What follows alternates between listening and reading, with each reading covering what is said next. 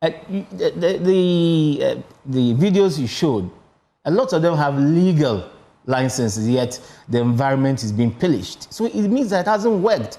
And I will tell you that this community mining program, for me, is an euphemism for Galamsey. Because there's no control. The environment is being decimated. So we are saying that, what we're calling illegal or illegal, is all the devastating environment. So we need to pause. And if you are going in one direction, then you need to change direction. You need to stop first before you can change direction. I understand you have. Illegal mining activities, also known as Galamsey, on and near water bodies, is causing us more harm than good. A few weeks ago, the Ghana Water Company Limited reiterated the damage and how they are unable to supply water because of that. And so on the back of that, the Ghana Medical Association and some other trade unions petitioned the president to take immediate action, but there's pushback from small-scale miners on the back of that. The association is saying that call from the Ghana Medical Association on the president to urgently place a ban on all small-scale mining as a result of the wanton destruction on our forest reserves and water bodies is not a call in the right direction. They're saying it's misguided because illegal mining is not small-scale mining. So let's discuss this. We have joining us for this conversation Professor Osei Sampini. He's forensic and histopathologist at the Department of Pathology, School of Medicine and Dentistry at Kwame Nkrumah University of Science and Technology. And he's also a consultant pathologist at CATH. We will also be joined by Godwin Armah. He's the General Secretary of the Association of Small-Scale Miners, to help us get a comprehensive understanding of how we can move forward. Let me start with Godwin Armah. Godwin, thanks for joining the conversation. Do we have Professor Sampini with us?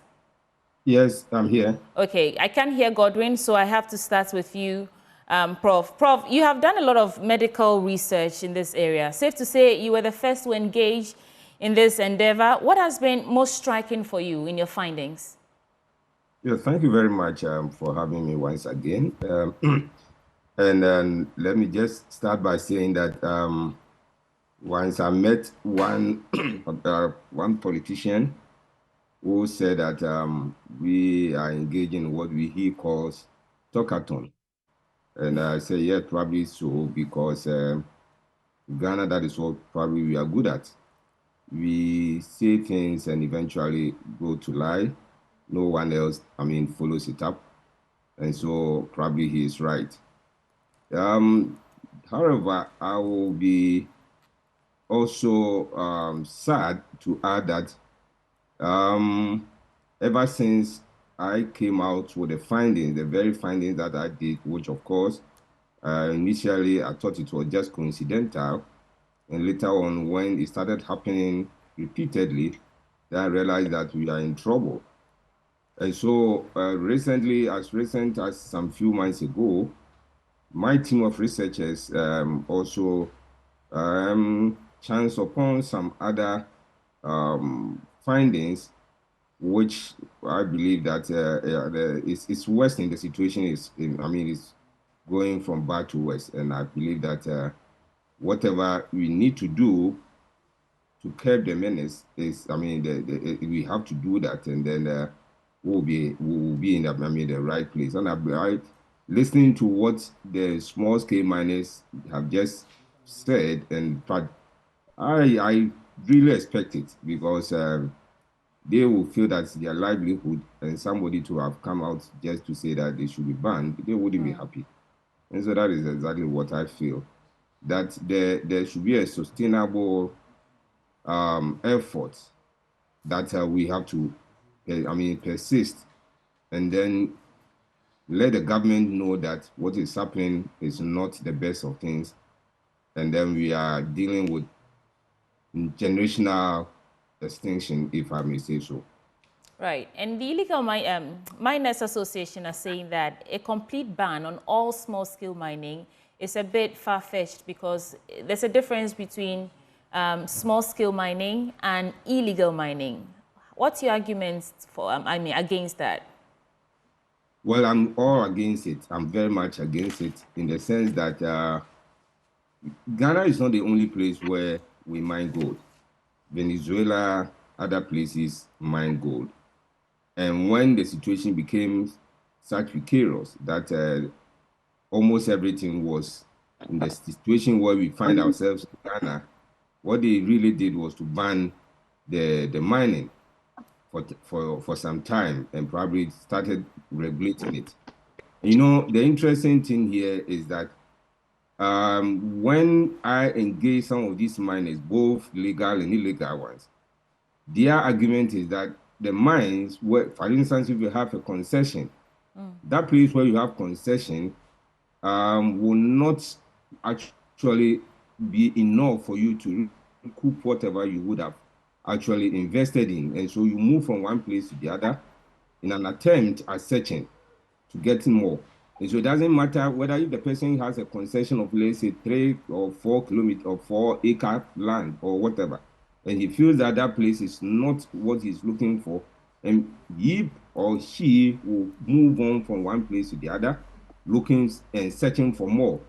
And so therefore they will go at any length to do whatever they want to do. Now it's not only the illegal ones that is mined on rocks, they are also moving into river bodies, in fact river beds, what we usually call alluvial mining.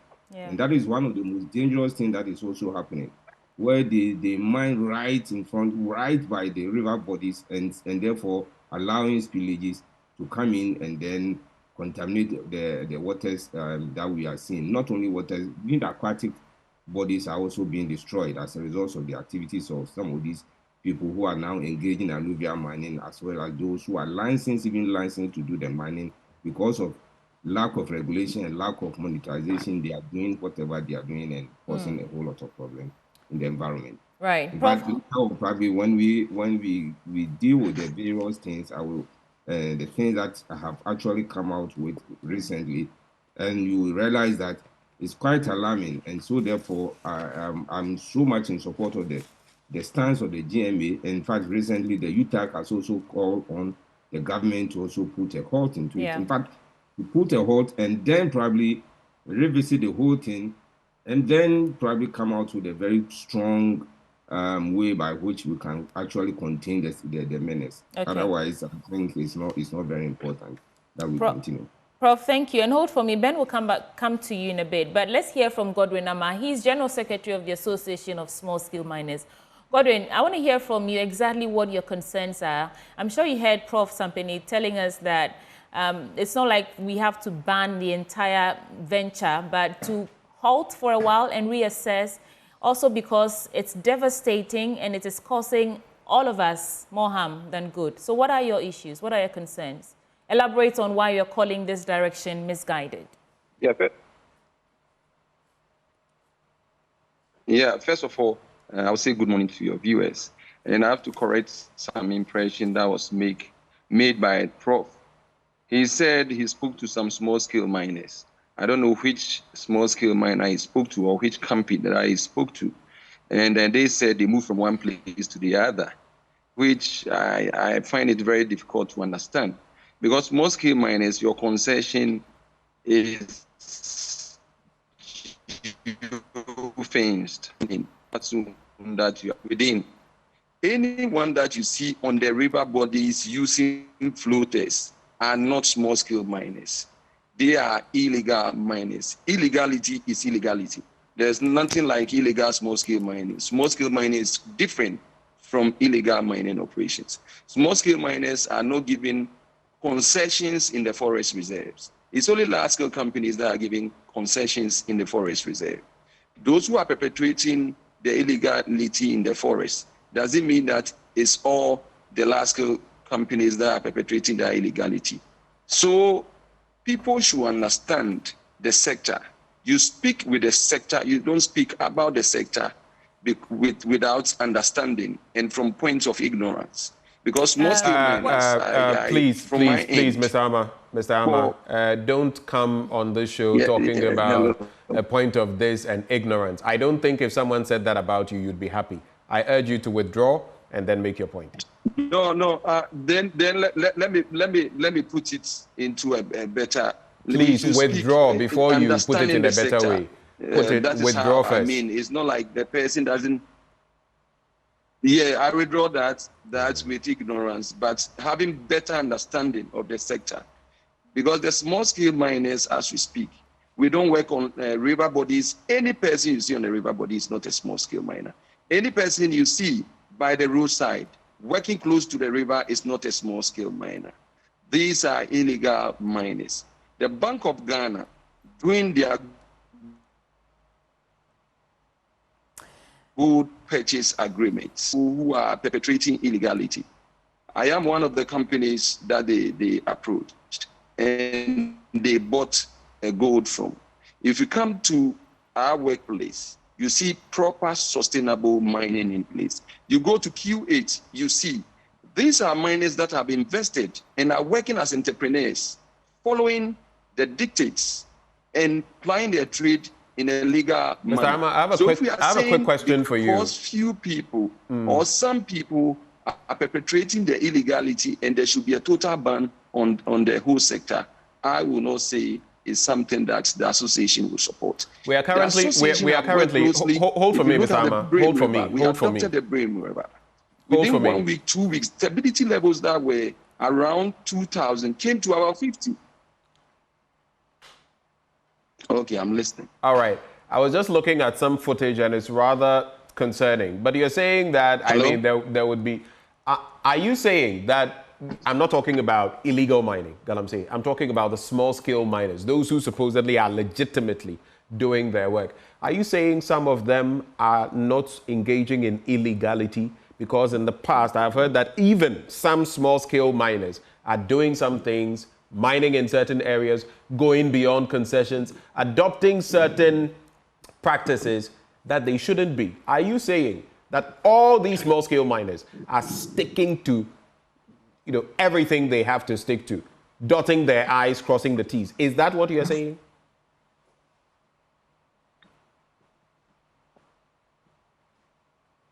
I know there are some network challenges, so we'll see whether we can get Mr. Armah to answer that question, because I really wanted to find out whether he was trying to say that small-scale miners are doing everything right. Yes, we can take out illegal mining, which is another form of small-scale mining, but I don't know whether small-scale miners are totally, outside of the bracket. All of them, I don't know. In fact, that's a basis of his argument, that small-scale miners are operating within the law, and so they should not be banned. If anything, we should be focusing on these galamseyers. But in fact, whether small-scale mining or galamsey, mining near and on water bodies in these areas, that forest reserves, is destroying us. I think we have Mr. Armah back on the line. Mr. Armah, did you get the question? Mr. Armah, can you hear me? Yeah. Did you get my earlier question? I do. I don't know whether Mr. Armah can hear me. Let me try one more time. If not, then you can go back to Prof. All right, so Mr. Armah, if you can hear me, we'll try to reach you on phone and then see what we can make of this conversation, at least from your end. But maybe coming back to Prof, right? I want to find out, he was saying that you may be unaware of something, so you may be speaking from a point of not knowing what the facts are. What do you think about the small-scale miners, and are all of them sticking to the script in terms of what they should be doing? How much do you know about that? Well, thank you so much once again. And I think I've met Mr. Armah some time ago when a forum was actually organized, and I was one of the resource persons. I know him very well. Not very well as in knowing him, but I know him for what he does as a person in terms of job. No problem, whatever he's saying. But for one to go into research, we don't just jump into anything. We take so many things into consideration, one of which is you have to engage those in the activity to see why they do what they do. And that the explanation, like I have had, is the fact that some of them explained to me that the mining is such that the concession will take it takes a little while, maximum one and a half years, and the place is consumed, is finished, and so you have to move on. And the question is, when they move on, they leave whatever they've done behind.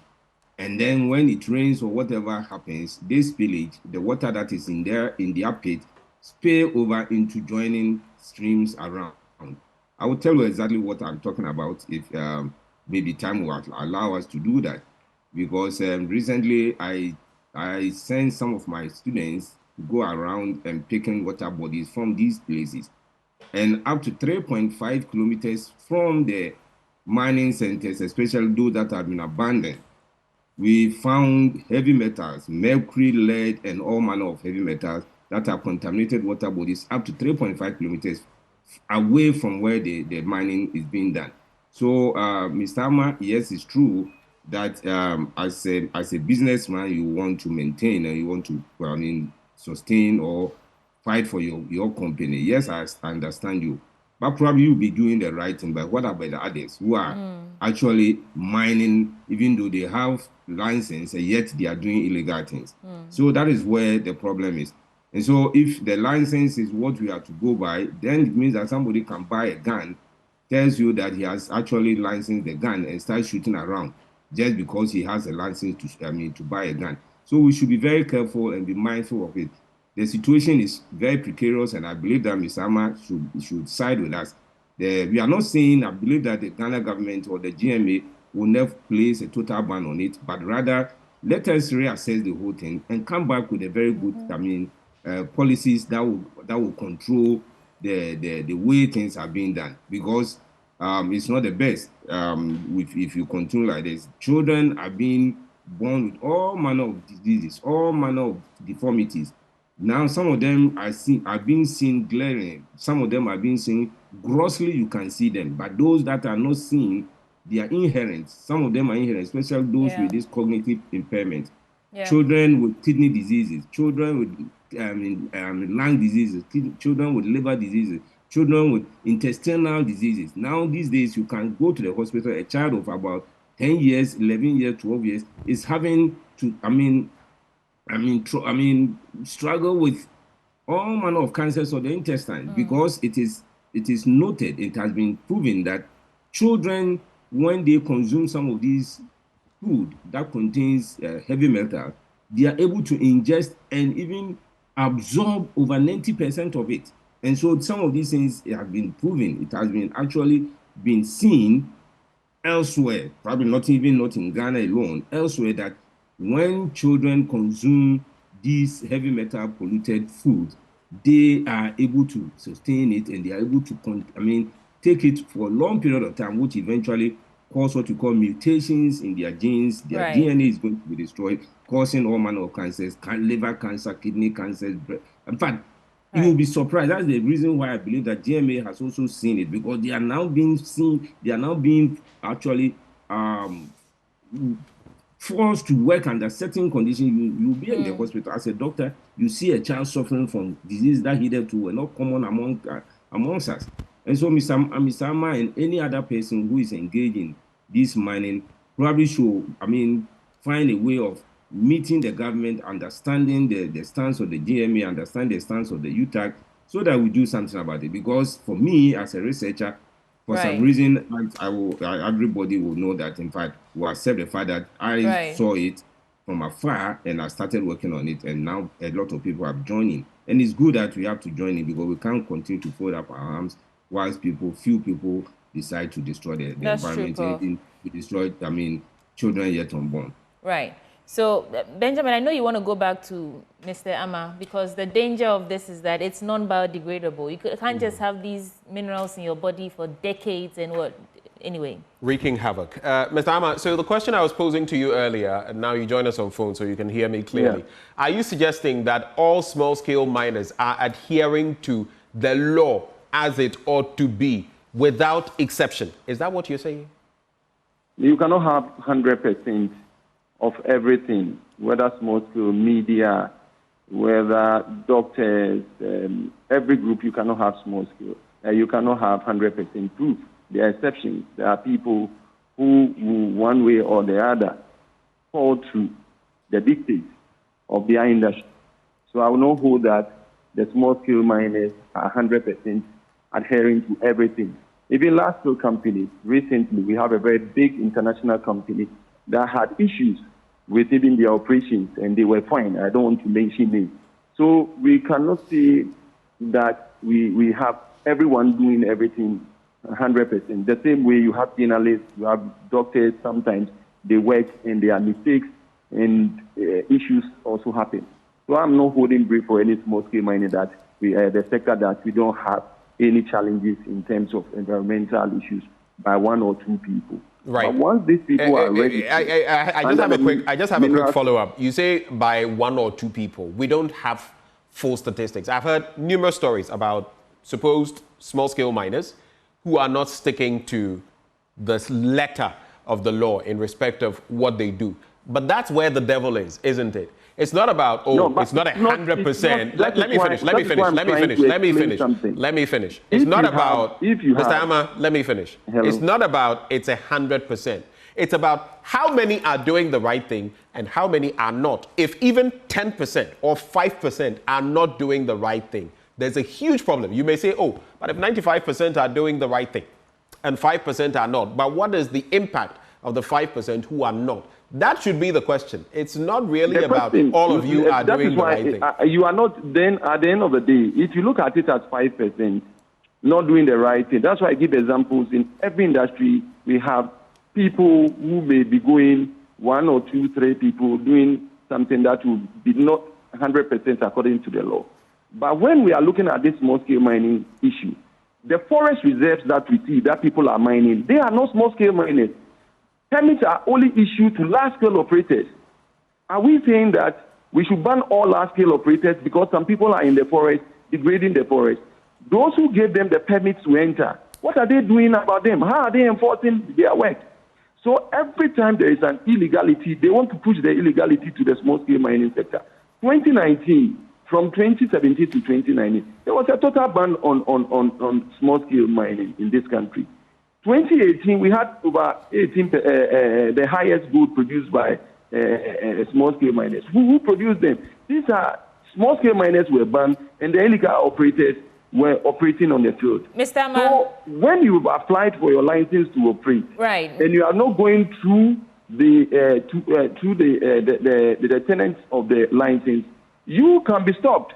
Those people who are not doing their work well should be stopped. Right, Mr. Armah, let's stay on that point for a bit. You yourself have said that 1 or 2 people may not be operating within the permits of the law. So we have 1 or 2 people. Now, these 1 or 2 people, their action is causing babies to be born with deformities. No. Hold for me. Let me land on the question, and then you get what I'm trying to say. Well, you get the point I'm driving at. So the question I want to ask you is, you yourself have said that there's no way to tell whether all small-scale miners are operating within the permits of the law.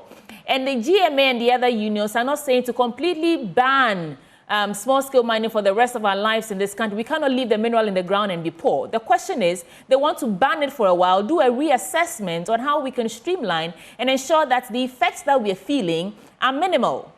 So the question is, what is your argument against halting for a while and streamlining or reassessing how we can still mine without the effects that we are feeling at the moment? No, in 2017 up to 2019, small-scale miners were banned.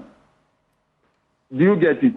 We, as an association, worked together over 8,000 chamfans and dredgers on our river bodies. We work together with government and other agencies to ensure that we get rid of these people from the river bodies. We also brought in that even within the regulation, manufacturing, transportation, and the use of these dredgers on our river bodies are banned. If you have majority illegal miners polluting these water bodies and you say small-scale miners should be banned, I really don't understand. Just like you have few radio stations not complying with the laws and we say the whole radio stations should be banned, the whole media or television stations to be banned, then you are not being fair. Those who are doing it well, let's allow them to do it. You are Those who are not doing it well, on the ban. Let's deal with them. But the ban is not an end. It's a means to an end to the menace, not an end in itself. The ban is just to allow for the authorities to do a reassessment. And I think that's the confusion, right? The reassessment. You see, how long are you going to ban somebody if you are working at a mine and you put so much into it Even if they ban you for a week, 2 weeks, 1 month, a year. What about the greater good, Mr. Armah? The number of years that they ban, you still have to maintain your money. Right. But what about the greater good then? What about the rest of the country who are feeling the pinch? Should we say that because small scale... We will not sit for illegal operators to go and perpetrate illegality on our river bodies. They are not miners. Those who are not in the forest reserve, they are not small-scale miners. Those who are working closer to the roads are not small-scale miners. And you say because these people are perpetrating their illegality, they should come and ban us who have gone through the process to acquire a license to work. We have Minerals Commission, we have the EPA, we have Water Resource. They come to the site. Those who are not doing it right, they deal with them. That is why I gave an example. A large-scale operating company, an international company, they flouted, they had accidents on their site. They did some things that were not according to the dictates. Did we say that we should ban the whole the large-scale company? If people are in the forest reserve and the licenses are issued to large-scale companies, do we say we ban all of them? Mr. We should be fair to indigenous people who have invested in small-scale mining. Mr. Armah, at the end of the day, what are we calling for? We are saying that illegal mining, Galamsey, mining in our forest reserves, water bodies near it, has become it's become a canker eating at the very fiber of this country. Which we all support. Hold on for me, please. It's affecting almost everyone right now. Ghana Water Company Limited is saying they're unable to supply the 70%, which was already a deficit. We're all the way down to nearly 30%. The question I'm asking you is, should we say for the sake of a group of small-scale miners, we will not do what needs to be done so that the rest of the country can be saved? We are drinking water with cyanide and all these minerals which are non-biodegradable. It means it stays with you for the rest of your life, causing so many, deformities and ailments. And the question I'm asking you is, are you saying that because of a small group of small-scale miners, we should not do the one thing, ban this activity for a while, reassess, and then whatever needs to be done, we can look at it comprehensively? Are you saying that we cannot do that because it would affect your business as small-scale miners? Where does the greater good come in? We can still solve the problem. We can still solve it whilst we have the legal operators still working in place. If we want to look at it holistically, you have the small-scale miners with their licenses. We know where they are working and all that. Those people are already working. Those who are not small-scale miners, we can identify them. So if I have my license and you come to my site, these are my coordinates. I'm working within it. I'm doing everything that is right. Why should I be banned? So we should first of all stop the people in the forest reserve. Stop these guys who are working on the river bodies. Let me give you an example. In 2023, the Small Scale Association with the task force, if you ask Akufo-Addo, the regional headquarters of Ghana Water, we work with them closely. Stability level from 2,000 up to a unit on the Brim River, we reduced some places to about 50. Every morning, the managers of the pump stations will call us. All right. Today, the stability is going around 100. What can we do? Then we send our task force. Where is the water coming from? We stopped and they were able to pump. This is on record. You can ask them. From 2,000 to 50. We did not ban anyone. So if we want to solve the problem, yes, although we are having challenges with our water, which we all admit, which is for our own existence is under threat and all that, we cannot say that we should ban the water because we have this legal law. That is, we can still let the small-scale operators work. We work together as a team and get rid of these legal operators. Mr. Armah, thank you. Thank you so much. And that's all time will allow us for. Let me go back to Prof. Yeah, thank you so much. Prof, final words, but I must ask though, is this ban on small-scale mining and illegal mining, a complete ban on all this, is that the only way to go to deal with the situation at hand? No, I don't also support that the complete ban is the panacea to the solution. I mean, to the problem actually. Okay. But what I am saying is that yes, there should be a temporary ban, which of course I believe that the UTAG, the Ghana Medical Association, is also calling for same.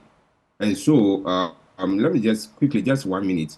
I mean, to address what Mr. Armah was saying. Assuming that 5% or maybe 1% of those who have been licensed or not licensed to doing what they are doing pollute water bodies.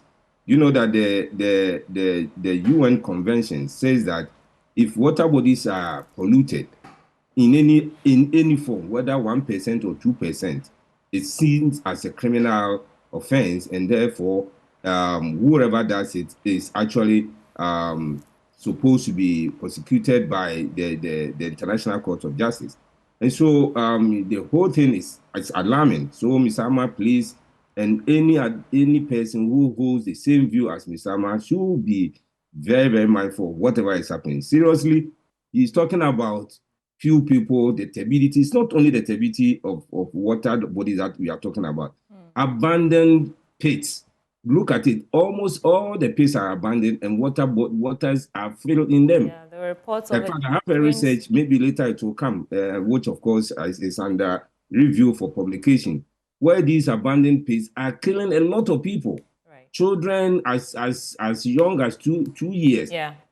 I mean, at the back of their mothers will slip and fall into these water bodies, and they kill, they die. You see, so it is not just about only the spillage of these heavy metals. Other menace is also there that probably is of minor significance, and therefore people don't even want to talk about it. But if you look at it from 2010 to 2023, the number of people who have fallen into these abandoned pits and died of it, in fact, it's quite alarming. So I strongly support the UTAG. I strongly support even if the government will ban it for the next 5 years, 6 years, for us to do the right thing, so that those who are involved in those acts will also, for instance, when he's saying that they go around to support the task force and all those things, we want to involve them in the going around and helping the task force to bring out those who are not doing the right thing. Even those who are even licensed and yet doing the wrong thing must also be brought to book. That's all what I want to say. Thank you so much. That's all that time will allow us for, Ben. Thank you so much. You know, one of the very disheartening things as we go, I just remembered the second time I was in the Netherlands about 2 years ago. A number of people told me where I was in Rotterdam about how there and in other places the water quality is so good that they can drink tap water without needing bottled water and all of that. It's safe and scientifically proven. They can drink their tap water. Look at us. Over to you.